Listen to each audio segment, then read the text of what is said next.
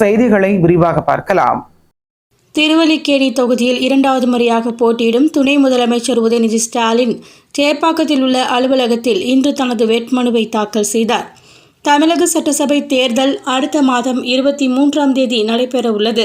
இந்த தேர்தலில் திமுக கூட்டணி, அதிமுக கூட்டணி, தவேக, நாம் தமிழர் கட்சி என 4 முனை போட்டி நிலவுகிறது. திமுக கூட்டணியில் 70 தொகுதிகள் கூட்டணி கட்சிகளுக்கு ஒதுக்கப்பட்டுள்ள நிலையில் 164 தொகுதிகளில் திமுக நேரடியாக போட்டியிடுகிறது. மேலும் 175 தொகுதிகளில் உதயசூரியன் சின்னத்தில் போட்டியிட உள்ளது. இந்த சூழலில் திமுக சார்பில் போட்டியிடும் 164 வேட்பாளர்களின் பட்டியலை திமுக தலைவரும் முதலமைச்சருமான மு.க. ஸ்டாலின் வெளியிட்டிருந்தார். இதன்படி துணை முதலமைச்சர் உதயநிதி ஸ்டாலின் சேப்பாக்கம், திருவல்லிக்கேணி தொகுதியில் இரண்டாவது முறையாக போட்டியிட உள்ளார். இந்நிலையில் துணை முதலமைச்சர் உதயநிதி ஸ்டாலின் சேப்பாக்கத்தில் உள்ள அலுவலகத்தில் இன்று தனது வேட்புமனுவை தாக்கல் செய்தார். தமிழக சட்டசபை தொகுதிகளின் வரிசையின் பட்டியலில் சேப்பாக்கம் தொகுதி 19வது இடத்தில் உள்ளது. இது சென்னையின் முக்கியமான பகுதிகளில் ஒன்றாக விளங்குகிறது. இந்த சூழலில் கடந்த 2021 சட்டமன்ற தேர்தலில் திமுக இளைஞரணி செயலாளரும் துணை முதலமைச்சருமான உதயநிதி ஸ்டாலின் சேப்பாக்கம் தொகுதியில் வேட்பாளராக களமிறக்கப்பட்டார். அப்போது 93,285 வாக்குகள் பெற்று வெற்றி பெற்றார். இந்த முறை நடைபெறும் தேர்தலிலும் திமுக சார்பில் உதயநிதி ஸ்டாலின் மீண்டும் போட்டியிடுகிறார். அவருக்கு எதிராக அதிமுக சார்பில் ராஜாராம், நாம் தமிழர் கட்சியின் சார்பில் ஆயிஷா பேகம், தமிழக வெற்றிக் கழகம் சார்பில் செல்வம் ஆகியோர் போட்டியிட உள்ளார் என்பது குறிப்பிடத்தக்கது. திருச்சி கிழக்கு சட்டப்பேரவை தொகுதியில் போட்டியிட தமிழக வெற்றிக் கழகத்தின் தலைவர் விஜய் வேட்புமனு தாக்கல் செய்தார். தமிழ்நாடு சட்டப்பேரவை தேர்தலில் தவேக தலைவர் விஜய் 2 தொகுதிகளில் போட்டியிடும் நிலையில் சென்னை பெரம்பூர் தொகுதியில் கடந்த திங்கட்கிழமை வேட்புமனு தாக்கல் செய்தார். இந்த நிலையில் திருச்சி பாலக்கரை பகுதியில் உள்ள மாநகராட்சி 2வது மண்டல அலுவலகத்தில் திருச்சி கிழக்கு சட்டப்பேரவை தொகுதியில் போட்டியிடுவதற்கான வேட்புமனுவை தேர்தல் நடத்தும் அலுவலரிடம் விஜய் இன்று வழங்கினார். முன்னதாக திருச்சி விமான நிலையத்தில் இருந்து பிரச்சார வாகனத்தில் நின்றபடி சாலை வலமாக விஜய் வருகை தந்தார். வேட்புமனு தாக்கல் செய்ததை தொடர்ந்து பாலக்கரையிலிருந்து மரக்கடை எம்ஜிஆர் சிலை பகுதிக்கு சென்ற விஜய் வாகனத்தில் நின்றபடி பிரச்சாரம் மேற்கொண்டார். இதனால் அங்கு பலத்த பாதுகாப்பு ஏற்பாடுகள் செய்யப்பட்டுள்ளது. தமிழகத்தில் அரசியல் சூழல் தலைகீழாக மாறுவதற்கு பிரகாசமாக வாய்ப்பு உள்ளதாக தமிழக வாழ்வுரிமை கட்சி தலைவர் வேல்முருகன் தெரிவித்துள்ளார். சென்னை கோயம்பேட்டில் உள்ள தமிழக வாழ்வுரிமை கட்சியின் தலைமை அலுவலகத்தில் தமிழக வாழ்வுரிமை கட்சி சார்பாக இத்தேர்தலில் போட்டியிட உள்ளோரின் முதற்கட்ட வேட்பாளர் பட்டியலை தமிழக வாழ்வுரிமை கட்சியின் தலைவர் வேல்முருகன் வெளியிட்டார். பின்னர் செய்தியாளர்களை சந்தித்த அவர், தமிழக வாழ்வுரிமை கட்சி இந்த தேர்தலில் போட்டியிடுவதற்கான தனி சின்னம் கோரியுள்ளதாகவும், தமிழக வாழ்வுரிமை கட்சியின் தலைமைக்கு தமிழர் வாழ்வுரிமை கூட்டணி என்ற ஒரு கூட்டணி உருவாக்கி தமிழ்நாட்டில் உள்ள 234 தொகுதிகளிலும் தேர்தல் சந்திப்பது என்று முடிவெடுத்திருக்கிறோம் என கூறிய அவர், தமிழகத்தில் அரசியல் சூழல் தலைகீழாக மாறுவதற்கு பிரகாசமாக வாய்ப்பு உள்ளதாக தெரிவித்தார். அடுத்தடுத்து 2ஆம் கட்ட 3ஆம் கட்ட வேட்பாளர்களை அறிவித்திருக்கிறோம். அந்த வகையில் இன்றைக்கு கிட்டத்தட்ட ஒரு எல்லா கட்சிகளையும் உள்ளடக்கி பார்க்கின்ற போது ஒரு 200 தொகுதிகளுக்கு மேல் கையெழுத்தாகி இருக்கிறது. மீதமுள்ள ஒரு 34 தொகுதிகளுக்கு கடுமையான ஒரு என்ன சொல்லுவாங்க போட்டி அல்லது கோரிக்கைகள் வரப்பெற்றிருக்கின்றன.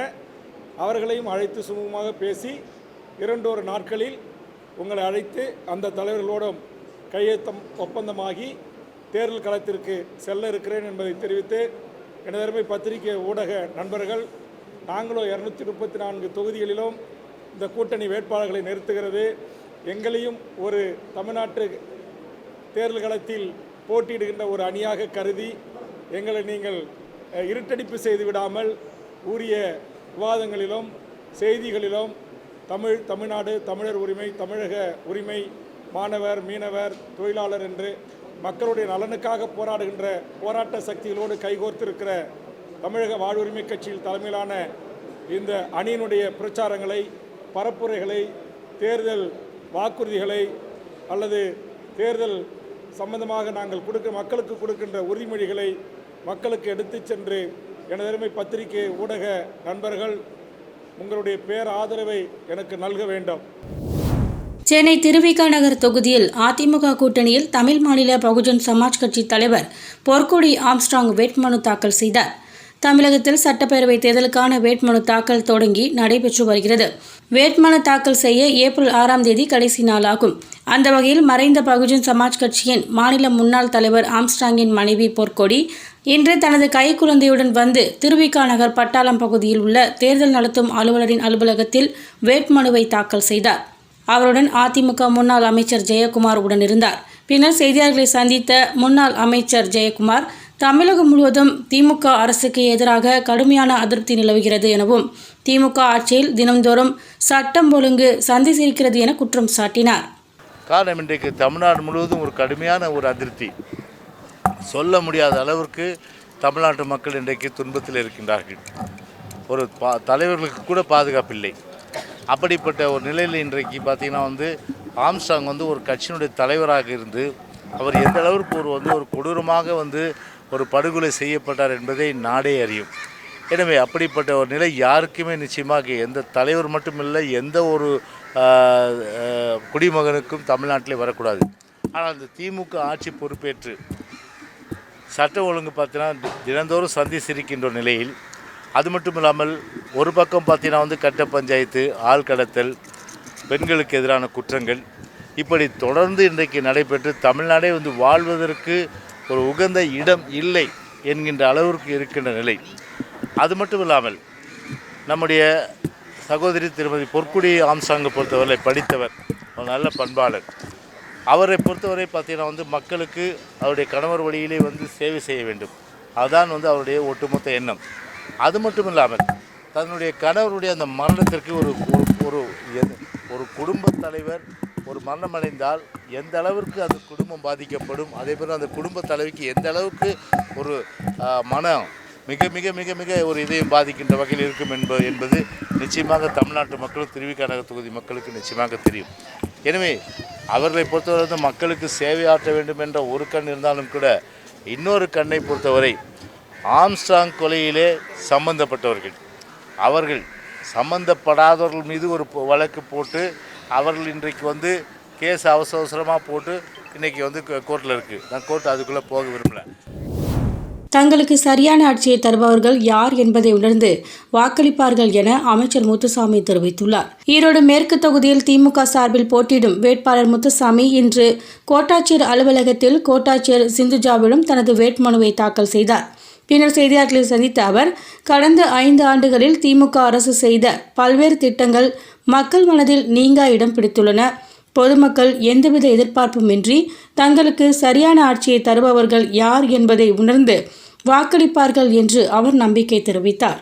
இங்கே இருக்கிற திராவிட முன்னேற்ற கழகத்தில் இருக்கிற ஒவ்வொரு உறுப்பினரும் கூட அல்லது வேறு எந்த கட்சியாக இருந்தாலும் அவர்களுடைய வேட்பாளர் நிற்க வேண்டும் என்பதுதான் விருப்பமாக இருக்கும்.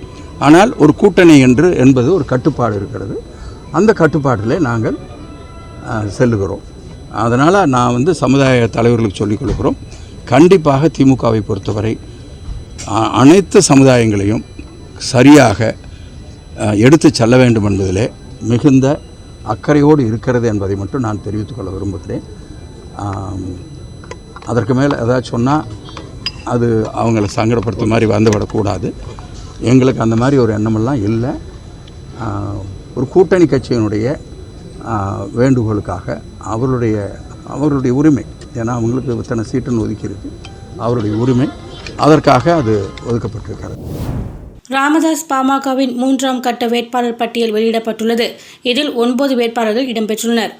தமிழக சட்டப்பேரவை தேர்தலில் சசிகலா பொதுச் செயலாளராக கொண்ட அனைத்திந்திய புரட்சித் தலைவர் மக்கள் முன்னேற்றக் கழகத்துடன் இணைந்து பாட்டாளி மக்கள் கட்சி ராமதாஸ் தரப்பு களம் காண்கிறது. முதற்கட்டமாக 5 பேர் கொண்ட வேட்பாளர்கள் பட்டியல் நேற்று முன்தினம் வெளியிட்ட நிலையில் இன்று 3ஆம் கட்ட வேட்பாளர் பட்டியல் வெளியிடப்பட்டுள்ளது. இதில் 9 பேருக்கு வாய்ப்பு அளிக்கப்பட்டுள்ளது.